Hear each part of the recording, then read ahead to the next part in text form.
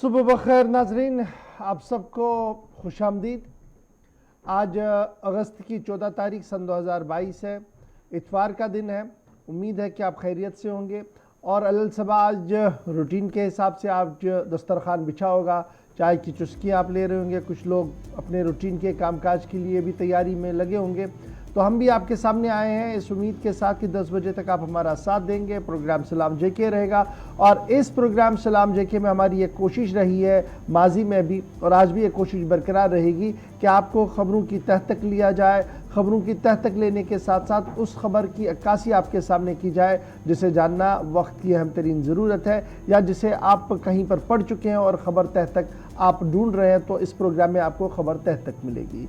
इस वादे के साथ कि न सिर्फ जम्मू कश्मीर से मुंसलिक खबरों से आपको बाखबर करेंगे, बल्कि बैनुल-अक़वामी सतह पर भी हमारी नज़र रहेगी। मुल्की सतह की सियासत से भी आपको बाखबर करेंगे, तजिया तबसरा भी करेंगे और टीवी के साथ साथ आप हमारे साथ कैसे ज्वाइन करेंगे। दुनिया भर में इस वक्त इस नशरियात को देख रहे हैं लोग, ट्विटर के ज़रिए, कूक के ज़रिए, फेसबुक के ज़रिए, हमारी ऑफिशियल चैनल यूट्यूब के ज़रिए से। फेसबुक पर हमारा लाइव नशरियात चल रहा है, यूट्यूब पर हम वक्फे वक्फे से अपलोड कर रहे हैं, ट्विटर इंस्टाग्राम पर हर पल आपको अपडेट किया जा रहा है। और आप ऑफिशियल वेबसाइट www.gulistannews.in पर जब आप लॉग इन करते हैं तो आप खबर तजिए के साथ पढ़ पाते हैं। जम्मू कश्मीर पर मेन फोकस रहता है, आलमी खबरें वहाँ पर रहती है, लेकिन आपका फीडबैक वहाँ पर जिस तरीके से आ रहा है वो हमें और हौसलामंद कर रहा है, वो हमारे हौसलों को और ज़्यादा बुलंद कर रहा है। और जिस तरीके से आपने अक्कासी की है कुछ प्रोग्रामों के बारे में और कुछ खामियां हमारी नोटिस में लाई है, आपसे वादा है कि आने वाले 72 घंटों के दौरान आप उन चीज़ों को बेहतर देखेंगे, मज़ीद इस्लाह होगी और मज़ीद आपके आराओं का हमें इंतज़ार रहेगा। इस दरख्वास्त के साथ करते हैं प्रोग्राम का आगाज़ और हस्बे वादा दिल्ली स्टूडियो में मेरे साथ आसिफ रशीद मौजूद हैं जो खबर का आगाज़ करेंगे हिस्ट्री ऑफ द डे से। खुश आमदीद, गुड मॉर्निंग, बहुत बहुत स्वागत है आप सभी का प्रोग्राम सलाम जी के। आप देख रहे हैं दिल्ली के स्टूडियो से बराह रास्त। 8:37 हो गए हैं। आगाज करते हैं आज के दिन से, यानी हिस्ट्री ऑफ द डे में खास क्या है, इतिहास में आज का दिन क्या बताता है, उस पर एक नजर दौड़ाते हैं। चंद अहम वाकयात और अहम पॉइंट्स आपके सामने रखेंगे। 14 अगस्त 1947 को आज ही के दिन भारत की तकसीम हुई और उन बदतरीन मनाजिर को याद किया जा रहा है। पाकिस्तान एक अलग मुल्क बना, यानी भारत दो हिस्सों में तकसीम होने के बाद पाकिस्तान का क़याम हुआ। 1971 में आज ही के दिन बहरीन को 110 साल बाद बरतानवी हुकूमत से आज़ादी मिली, यानी पाकिस्तान के साथ साथ बहरीन भी आज आज़ाद हुआ। योम आज़ादी मनाया जा रहा है। इसके अलावा 1975 में पाकिस्तानी फौज ने सदर मुजीबुर रहमान का तख्ता आज ही के दिन पलट दिया। नया सिस्टम यहाँ पर शुरू हुआ, लेकिन एक मारूफ फौजी सरबराह को हटाया गया। 1975 में इक़्तिदार से बाहर निकाला गया। साल 2006 था, तारीख थी 14 अगस्त की, जब अक़वाम मुत्तहिदा की पहली एक मीटिंग हुई जिसमें इस पहल पर अक़वाम मुत्तहिदा की कि इजराइल और जनूबी लेबनान में जो 5 हफ्तों तक एक तनाज़ा जारी रहा उसको ख़त्म किया गया। 14 अगस्त 2006 को ये मीटिंग हुई आज के दिन UN में, जिसके बाद इन कोशिशों ने रंग लाया और दोनों मुल्क एक साथ बैठे एक टेबल पर। 2013 में आज ही के दिन मिस्र में पुलिस और मुजाहिरीन के दरमियान पुरतशद्दुद झड़पें हुई। इजिप्ट के अंदर 638 अफराद ने अपनी जान गंवा दी 2013 में। तो आज 9वीं बरसी है इस वाक़े की। मुल्क के अंदर आज बड़े पैमाने पर तकरीबात का इनेकाद कर झड़पों में शहरियों की हलाकत को याद किया जा रहा है, उन्हें खराज अक़ीदत पेश किया जाएगा। 1908 में इंग्लैंड के फोकस्टोन में पहला मुकाबला हुस्न मुनक़िद हुआ, यानी पहला ऐसा शो था जहां पर मॉडलिंग हुई। साल 1960 में 14 अगस्त को। 1917 में आज ही के दिन चीन ने जर्मनी और ऑस्ट्रिया के खिलाफ ऐलान जंग किया 14 अगस्त को। और साल 2006 में इराक के इलाका कितानिया के अंदर बम धमाका हुआ जिसमें 400 अफराद ने अपनी जान गंवा दी। तो उस सानहे को भी याद करके आज तकरीबात हो रही हैं इराक में, जहां पर आईएसआईएस इसके बाद काफ़ी ज़्यादा सरगर्म रही। तो ये सारी सूरत हाल रही है आज के दिन। माजी में कुछ अहम वाक़यात, बड़े पॉइंट्स जो आप तक पहुँचाए हैं। 14 अगस्त की तारीख यूँ तो भारत के साथ भी काफ़ी ज़्यादा जुड़ी है, इस पर भी आगे आगे जैसे चलेंगे बात आपको बताएंगे। और भारत और पाकिस्तान के हवाले से भी, पाकिस्तान में यानी सरहद के उस पार जश्न है, कुछ बयानात सुबह सुबह सामने आ रहे हैं, उस पर भी डिटेल्स आपके सामने रखेंगे। तमाम सोशल मीडिया प्लेटफॉर्म्स पर हमारे साथ आप रहिएगा। हमारी ऑफिशियल वेबसाइट है www.gulistannews.in, वहाँ पर भी आप तहरीरी मवाद या कॉन्टेंट, तस्वीर और वीडियोस के अलावा आप देखना चाह रहे हैं, पढ़ना चाह रहे हैं, तो आसानी से सिर्फ एक क्लिक पर पूरी दुनिया आप घूम सकते हैं गुलिस्तान के ऑफिशियल वेबसाइट पर। बहरहाल प्रोग्राम का आगाज करते हैं। आज भी खबरें जम्मू कश्मीर से बहुत सारी हैं और सबसे पहले आपको साउथ कश्मीर लिए चलते हैं। चलिए जनाब, खबरों का आगाज कर रहे हैं और सबसे पहले आपको बताते हैं रात देर गए हुए मिलिटेंटों के हमले के बाद पुलिस के बयान के, क्योंकि खबर का अपडेट है इसलिए खबर अपडेट में आपको ये हम बताते चले कि कल रात देर गए कोयमू कुलगाम का इलाका था जहां पर मिलिटेंटों ने सिक्योरिटी फोर्सेस की गाड़ी को निशाना बनाने की कोशिश की, जिस दौरान हथगोला दागा गया और उस ग्रेनेड हमले के अंदर एक पुलिस एहलकार के पहले जख्मी होने की इतला आई थी, जिसे बाद में अस्पताल मुंतकिल किया गया था, जिसके बारे में इतला आई कि तारिक खान जो मेंढर पुंछ का रहने वाला था वो इब्तिदाई तौर पर जख्मी हुआ था। जख्मी हालात में उन्हें जीएमसी अस्पताल अनंतनाग भी शिफ्ट कर दिया गया था, ताहम जख्मों की ताब न लाकर मज़कूरा पुलिस एहलकार जो है वो दम तोड़ बैठा है। रात देर गए पुलिस तर्जुमान ने इस पूरे वाक़े की तस्दीक की है कि ग्रेनेड हमले के अंदर एक जम्मू कश्मीर पुलिस के कांस्टेबल जिनका ताल्लुक जो सूबा जम्मू के मेंढर इलाके से है और उनका नाम ताहिर खान बताया गया है, वो जख्मों की ताब न लाकर मिलिटेंटों के इस हमले के अंदर मारे गए हैं। और उसके फ़ौरन बाद ये भी इतला रात को ही आई थी कि जब ये हमला हुआ था तो पहले कहा गया था कि टायर बरस्ट हुआ जी गाड़ी का, उसके बाद आनन फानन में वहाँ तलाशी कार्रवाइयाँ भी शुरू हुई, लेकिन जख्मी पुलिस कांस्टेबल ने जब दम तोड़ा और पुलिस ने बाज़ाब्ता तौर पर ट्विटर पर तस्वीर और वीडियो जारी तफसील जारी करते हुए इस बात की तस्दीक की कि इस हमले के अंदर पुलिस जम्मू कश्मीर पुलिस के कांस्टेबल ताहिर खान जो मेंढर पुंछ के रहने वाले थे वो जख्मों की ताब न लाकर अनंतनाग जनूबी कश्मीर के अनंतनाग जीएमसी के अंदर इलाज मुआवजे के दौरान दम तोड़ बैठे। तो बड़ा अपडेट इस वक्त हम आपके सामने रख रहे हैं कि जनूबी कश्मीर में रात देर के जो ग्रेनेड हमला हुआ था उसकी सूरत हाल आपके सामने है। एक पुलिस कांस्टेबल इसमें मारा गया है। पुलिस का ट्वीट भी आपके सामने है क्योंकि सरकारी तौर पर तस्दीक हो चुकी है। ग्रेनेड हमला हुआ और पिछले आप देखेंगे तो 72 घंटों के दौरान ये चौथा हमला था योम आज़ादी से कबल, जबकि इससे पहले आज बल्कि कल दिन ही हमने आपको कहा था कि श्रीनगर के अंदर भी ग्रेनेड हुआ, वहां भी कुछ शहरियों को और एक पुलिस एहलकार को बल्कि सीआरपीएफ के एहलकार को मामूली चोटें आई। तो सलामती सूरत हाल को यकीनी बनाने के बीच इस तरह के दो हमले बैक टू बैक हुए साउथ कश्मीर और सेंट्रल कश्मीर में। पुलिस ने भी इसकी तस्दीक कर दी है, एक पुलिस एहलकार की जान चली गई है। मेंढर पुंछ से ताहिर का ताल्लुक। आगे बढ़ते हैं, बात जरा जम्मू कश्मीर इंतजामिया की कार्रवाइयों की भी करते हैं। कल से हमने आपको मुसलसल बताया है कि जम्मू कश्मीर इंतजामिया की जानिब से सुबह सुबह हुक्मनामे को जारी किए गए, कुछ सरकारी मुलाजमीन पर अफसरान पर गाज गिरी है और एक सीनियर ऑफिशियल को भी हटाया गया, बल्कि 4 लोगों की फहरिस्त कल सामने आई थी, लेकिन मजीद इसमें यह कार्रवाई आगे जारी रह सकती है। और हमारे जराए ये बता रहे हैं कि आने वाले कुछ दिनों के दौरान इंतजामिया इस तरह की मजीद कार्रवाइयां करेंगी, क्योंकि 50 के करीब ऐसे सरकारी मुलाजमीन और अफसरान हैं जो सरकार के निशाने पर हैं, इंतजामिया के निशाने पर हैं।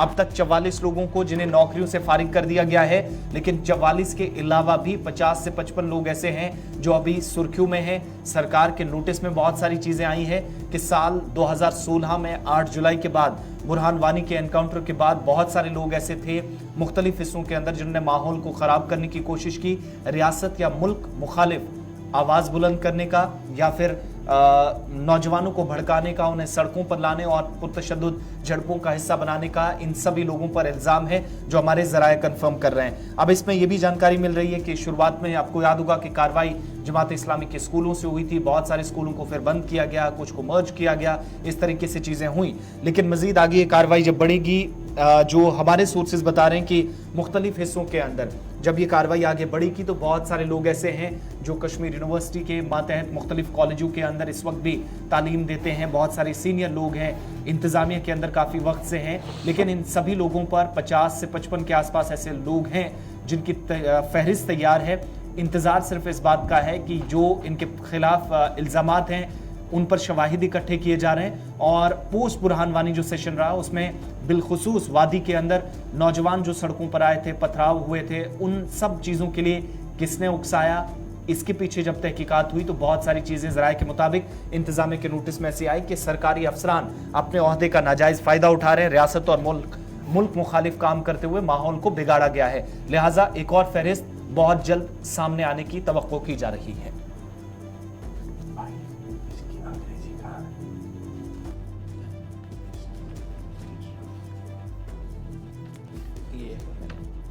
मैंने इंग्लिश लगा दी थी दूसरे पैरा में से।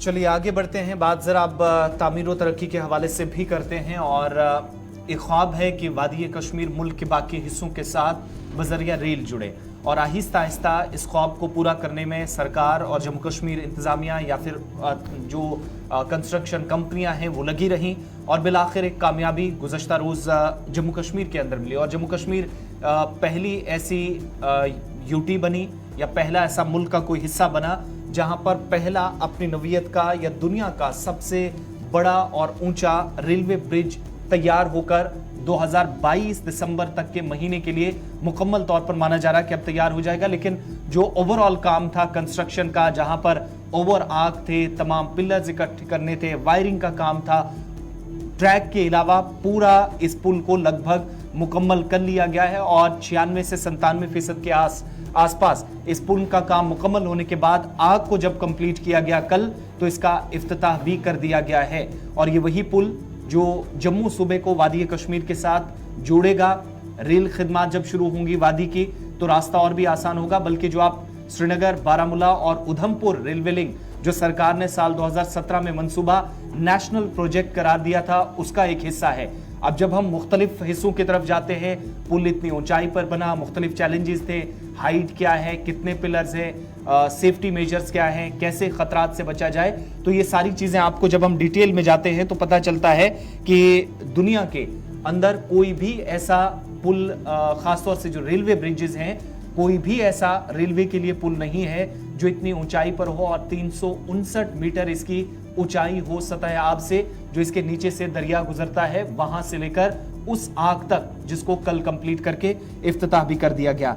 359 मीटर को जब हम डिवाइड करते हैं तो तकरीबन 1700 फीट के आसपास या 1700 फीट प्लस बनता है ये।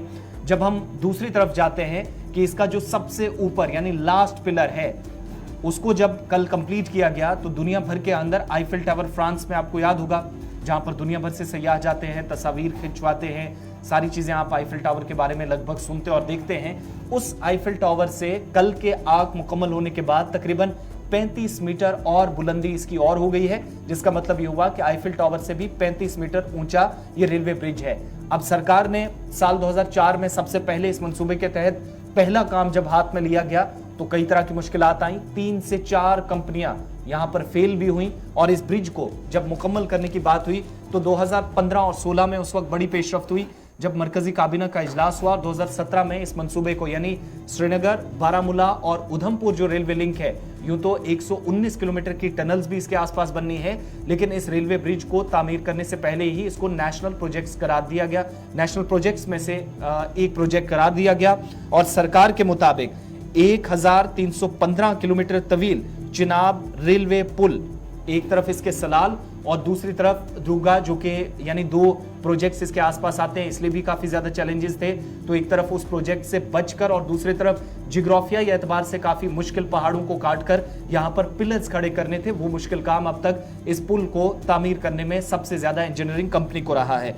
और आगे बढ़ते हैं तो पता ये चलता है कि अगर जलजला होता है तो कम से कम इतनी सलाहियत इस पुल में मौजूद है, या स्टील जिस तरीके से इस्तेमाल हुआ है, पुल के डेक जो बनाए गए हैं यानी जो पार्ट्स इसमें इस्तेमाल किए गए हैं, 93 के आसपास इनकी तादाद है। और अगर जलजला होता है, शिद्दत काफी ज्यादा होती है रिक्टर स्केल पर, तब भी कम से कम खतरा इस पुल को हो, उस एतबार से काफी अहमियत का हामिल ये पुल है, उस हिसाब से बनाया गया है।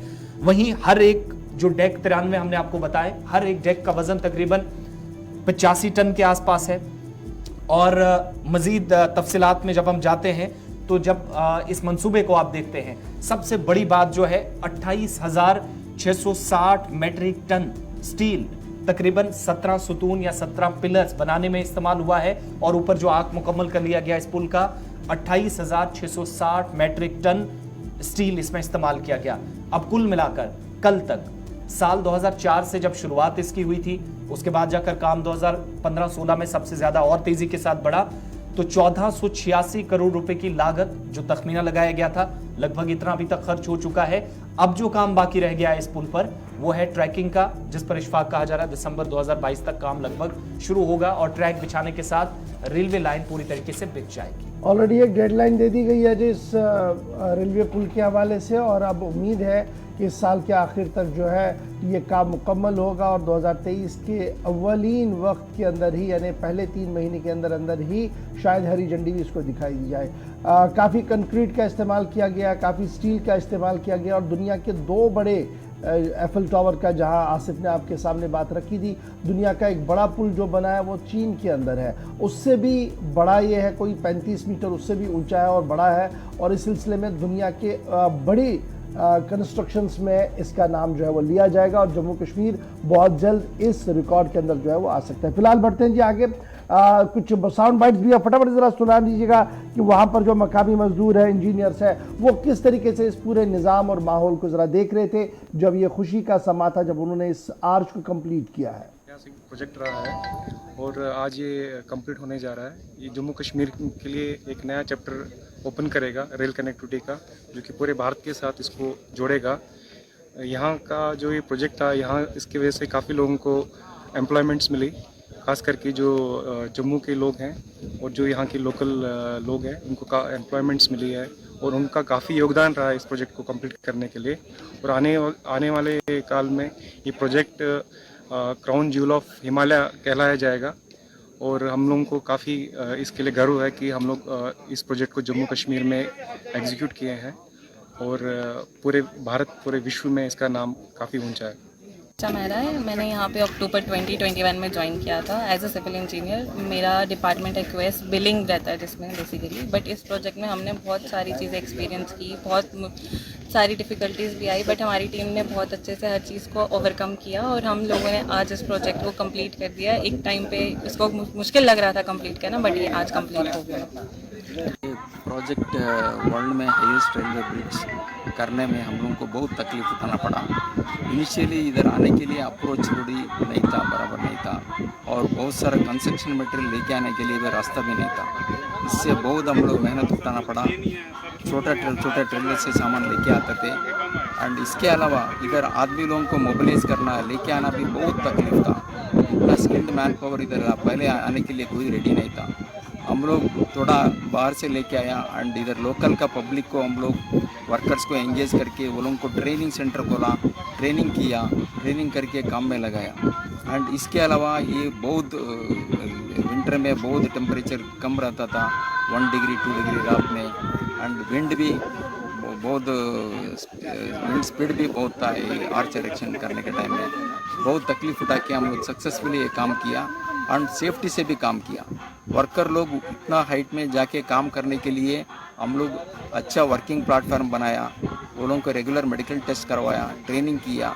ये सब हम लोग सबको मेहनत से हम लोग ये काम कंप्लीट किया।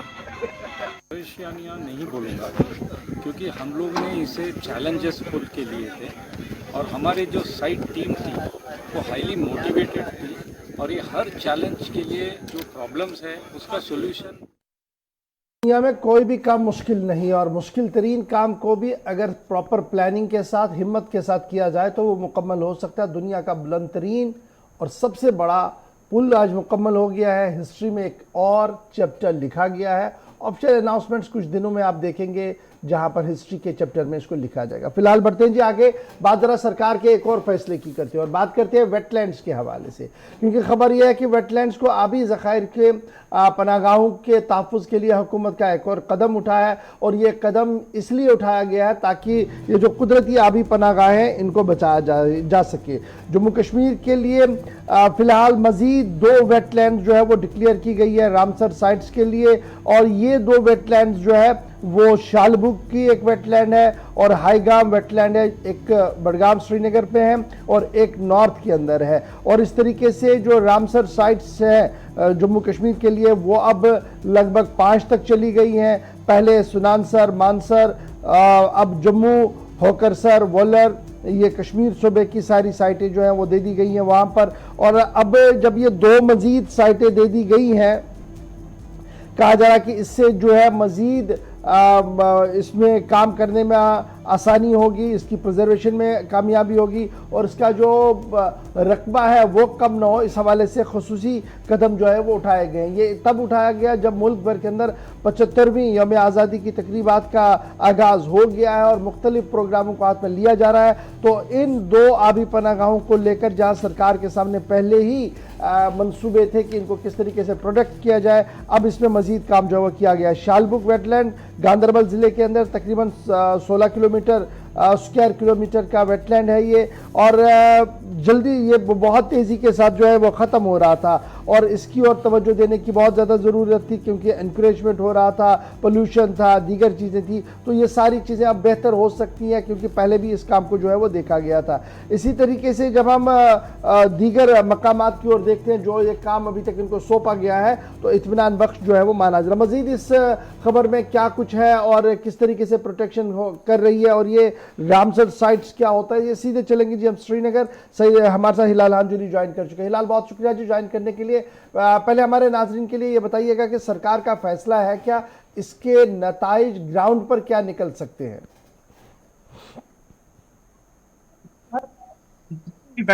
उनका तहफ़्फ़ुज़ जो है वक्त की जरूरत बन जाती है। एमसीआर से गुजारिश करना चाहूंगा कि थोड़ा सा ऑडियो को ठीक किया जाए और इस वेटलैंड की तहफ़्फ़ुज़ को जी जी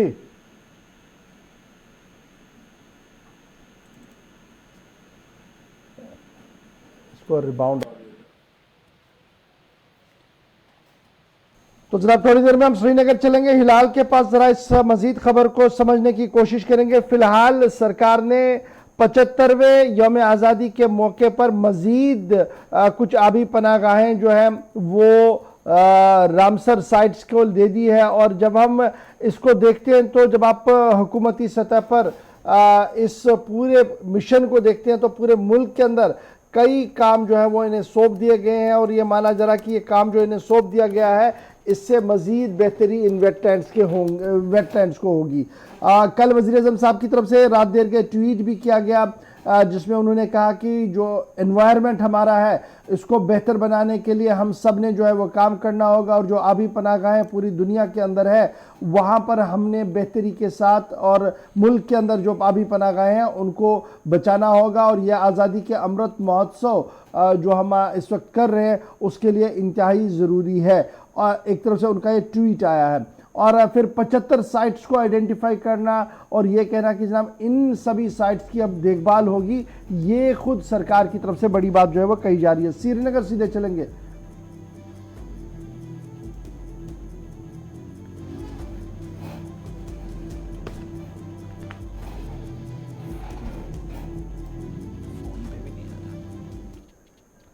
हिलाल हमारे साथ ज्वाइन कर चुका है। हिलाल जरा अपडेट कीजिएगा क्या कुछ है ये पूरा मामला और हुकूमती सतह पर क्या कुछ किया जा रहा है?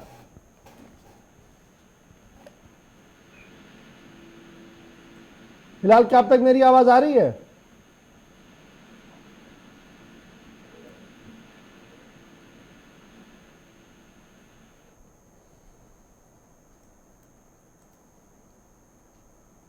आवाज खाली ले लो ना, खाली ऑडियो ले लो यहाँ से आवाज।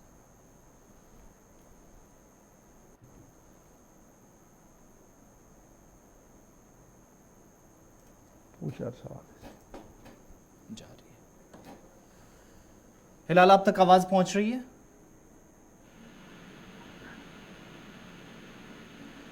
हिलाल, आप हमें सुन पा रहे हैं? नहीं जा रही है। चलिए, हिलाल से राब्ता बार बार मुनक़ता हो रहा है, तो कुल मिलाकर आपको बताएं जो वेटलैंड साइट्स थी उनमें इजाफा किया गया है। 2 कश्मीर सूबे की, 2 जम्मू सूबे की, जो पहले हमने आपको बताया। जम्मू के अंदर चूंकि जम्मू कश्मीर में जो रामसर साइट्स की तादाद है वो ओवरऑल 5 हो गई है। जम्मू में सुरिंसर और मानसर, कश्मीर वादी के अंदर जहां पर आपके सामने 2 नाम रख दिए हैं और इन 5 के यानी 2 मजीद कश्मीर की जो वेटलैंड्स हैं इनको शामिल करने के साथ जो ऑलरेडी हमारे पास तादाद 3 थी वो 5 तक पहुंच गई है। और इसमें 2 तरह की चीजें हैं। आबी पनाहगाहों के तहफ़्फ़ुज़ को यकीनी बनाना, सरकार इसे बड़ी जिम्मेदारी के तौर पर देख रही है, जिसमें आप इस फहरिस्त में और दौर जोड़कर इसको बढ़ा दिया गया है। जबकि दूसरी बात यह है कि आपको याद होगा कि सरकार ने एक पॉलिसी ये भी बनाई थी कि जम्मू कश्मीर के अंदर माहौलियात के तहफ्फुज के लिए सबसे पहली शुरुआत या आगाज अगर कहीं से करना है तो वो आबी पनाहगाहों के तहफ्फुज के साथ, जमीन के साथ करना है, ताकि जम्मू कश्मीर के अंदर भी उसी तरीके से काम हो जिस तरीके से सबसे बड़ा काम हिमाचल प्रदेश के अंदर हुआ था। और गुज़श्ता बरस लेफ्टिनेंट गवर्नर की तरफ से एक बयान सामने आया था कि हिमाचल प्रदेश के अंदर वाटर रिसोर्सेज को बचाने के लिए अगर जो शुरुआत हुई है तो वो झीलों से हुई है, आबशारों से हुई है, वाटर रिसोर्सेज से हुई है। तो जिसका मतलब ये हुआ कि उसी तर्ज पर हमें जम्मू कश्मीर में काम करने की जरूरत है। उस तर्ज पर काम होगा या नहीं, लेकिन शुरुआत एक जरूर कर दी गई है। रामसर साइट्स की लिस्ट और भी लंबी हो गई है जिसमें 3 से 5 तक तादाद पहुंची है। सुरिंसर और मानसर जम्मू से और कश्मीर से होकर सर कभी इसमें चलिए जी, ये तो एक फैसला था सरकार का यौम आज़ादी की तकरीब को लेकर, 75वीं यौम आज़ादी जो बनाई जा रही है उसको लेकर एक फैसला था। वहीं पर दूसरा फैसला भी बड़ा इंपॉर्टेंट है, जो हमारी हेरिटेज साइट्स है उनकी देखभाल के लिए पहले भी लेफ्टिनेंट गवर्नर एडमिनिस्ट्रेशन की तरफ से बड़ा फैसला लिया गया था, उसमें मजीद तोसी कर दी गई है। और अभी की जो अहम और बड़ी खबर आ रही है वो ये आ रही है कि तकरीबन 37 हेरिटेज साइटें जो यूनियन टेरिटरी जम्मू कश्मीर की है उनकी बाज़ाबातकारी के लिए, उनकी देखभाल के लिए, उनके रखरखाव के लिए भी अब बड़ा फैसला जो है वो लिया गया है। और ये बड़ा फैसला जो है वो ये है कि अब सारे फंड्स जो है वो डिप्टी कमिश्नर्स को दे दिए गए हैं और डिप्टी कमिश्नर्स की मॉनिटरिंग में ये पूरा मामला जो है वो चलेगा।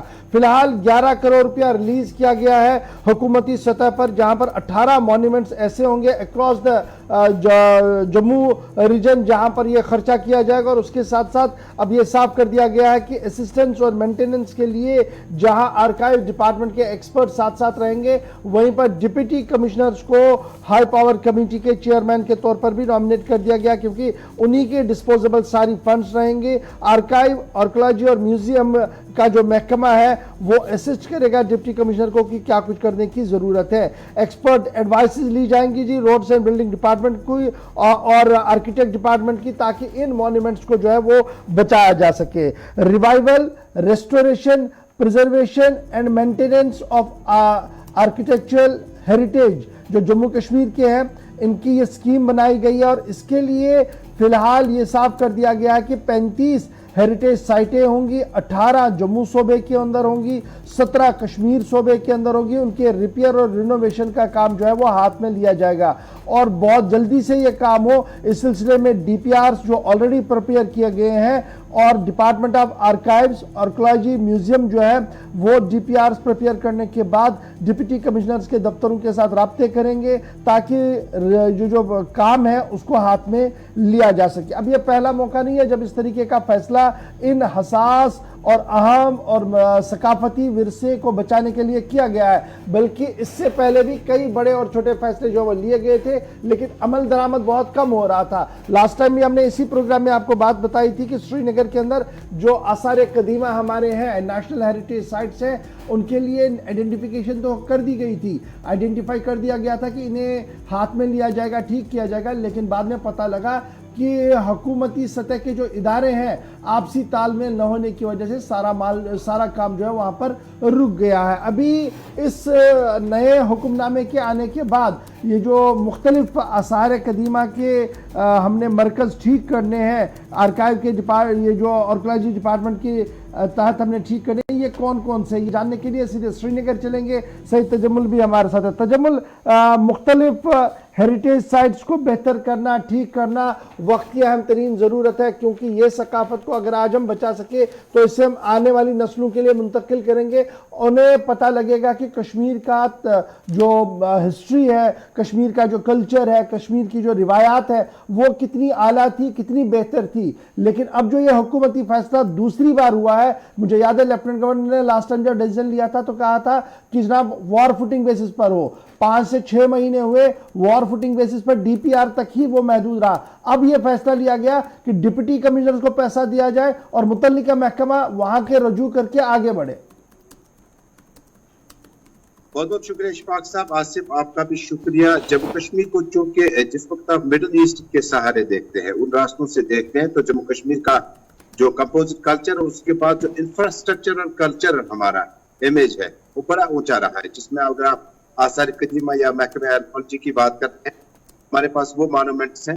अगर आप पाटन से ही शुरू करेंगे तो उन पांडवों की याद आती है। फिर मुबारक मंडी में आपको जब आप पहुंचते हैं तो आपको कहीं ना कहीं महाराजा की यादें भी ताजा हो जाती है। हमारे मुख्तलिफ क्लबों को लेकर जो अभी भी हमारे पास हेरिटेज यानी विरासत, जो हमारे पास सकाफत के तौर पर हमारी चीजें हैं, इनको महफूज रखने के लिए सरकार ने कई बार बुलंद बांग दावे किए और पॉपुलर गवर्नमेंट में भी चीफ मिनिस्टर लेवल पर हेरिटेज डिपार्टमेंट का, बाकायदा तौर पर कल्चरल डिपार्टमेंट का कोऑर्डिनेशन हुआ और दावा किया गया कि जो हमारे असासे हैं इनको बनाए रखने के लिए इसको रेनोवेशन की जरूरत है, लेकिन उसका जो अपना स्ट्रक्चर है, जिस तरह से स्नो स्ट्रक्चर में आप देखते हैं कि मूर्तियों को बनाया जाता है, इसी तरह इन दोबारा इस हेरिटेज को तराशना होगा।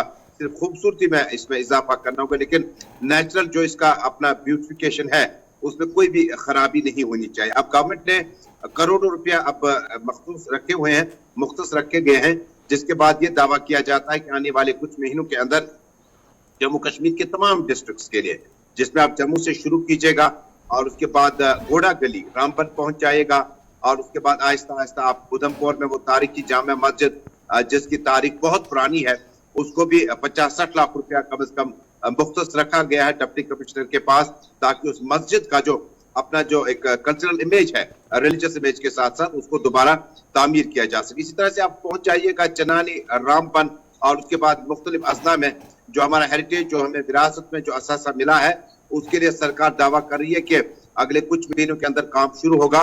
लेकिन जो हमारा आर्किटेक्चर होगा उसने अपने माजी के उसी इमेज को तराशना है, उसे खूबसूरत बनाना है। लेकिन इससे क्या होगा कि जिस तरह आप बारह कहते हैं अपने प्रोग्रामों में कि किसी भी कौम का और किसी भी नेशन का जब आप उसका माजी देखते हैं तो उसके कल्चरल इमेज के साथ साथ ट्रेडिशनल पास्ट में जाते हैं, ट्रेडिशन में जाते हैं कि वो क्या खाते थे, उठते बैठते क्या थे, पहनते क्या थे और इन्होंने तामीर कैसे किए।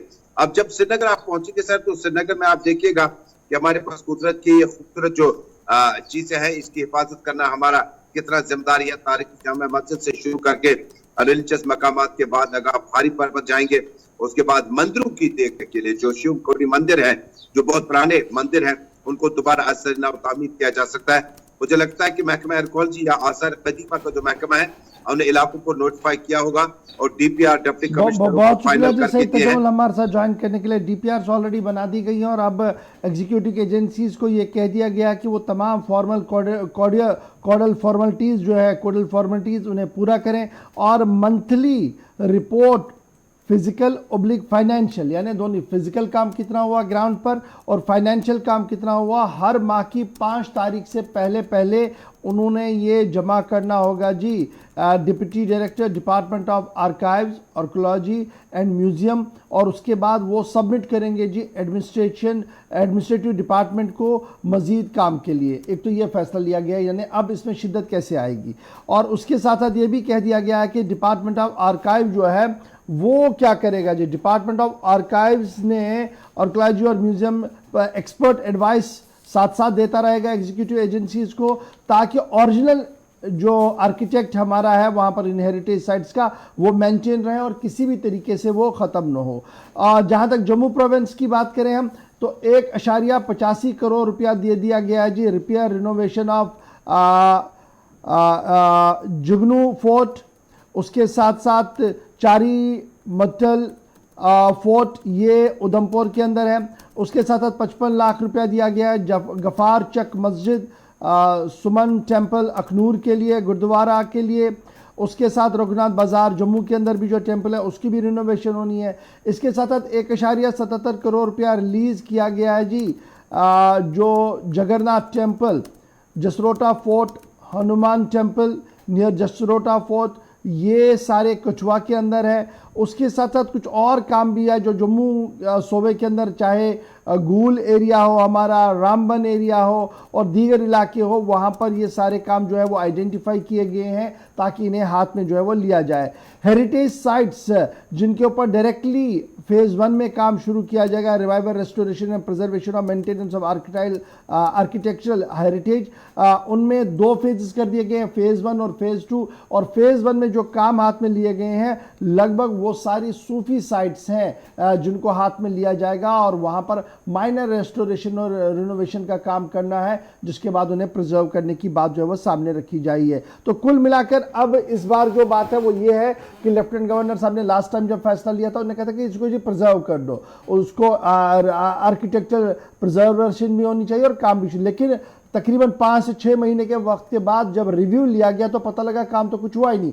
इसीलिए अब आपने हर माह की 5 तारीख को काम को सबमिट करना होगा डिप्टी डायरेक्टर के पास कि कितना फिजिकल काम हुआ और फाइनेंशियल कितना काम हुआ, और वो रिपोर्ट बाद में एडमिनिस्ट्रेटिव सेक्रेटरीज के पास जाएगी ताकि गवर्नर हाउस तक पूरी मैसेज हर महीने जाए कि इन असर कदीमाओं के तहफ़्फ़ुज़ और इन नेशनल हेरिटेज साइट्स को बचाने के लिए क्या कुछ किया गया। छोटा सा ब्रेक जी, यहाँ पर रुक रहे हैं। ब्रेक के बाद आपको एक और अच्छी खबर बताएंगे क्योंकि स्टेट हेल्थ अथॉरिटीज की तरफ से ग्रेडिंग कर दी गई है और उस ग्रेडिंग से आपको पता लगेगा कि आपके इलाके के अंदर जो अस्पताल है वो किस ग्रेड का है और कितना बेहतर परफॉर्म कर रहा है। छोटा सा ब्रेक होगा, डिटेल के साथ इस खबर के सामने आएंगे और फिर आपको बताएंगे कि लेफ्टिनेंट गवर्नर साहब थोड़ी देर पहले डल के किनारे मौजूद थे, क्या कुछ उन्होंने कहा, और ओया सर्विस भी शुरू हुई है, इसका मतलब क्या है समझाने की कोशिश करेंगे छोटे से ब्रेक के बाद।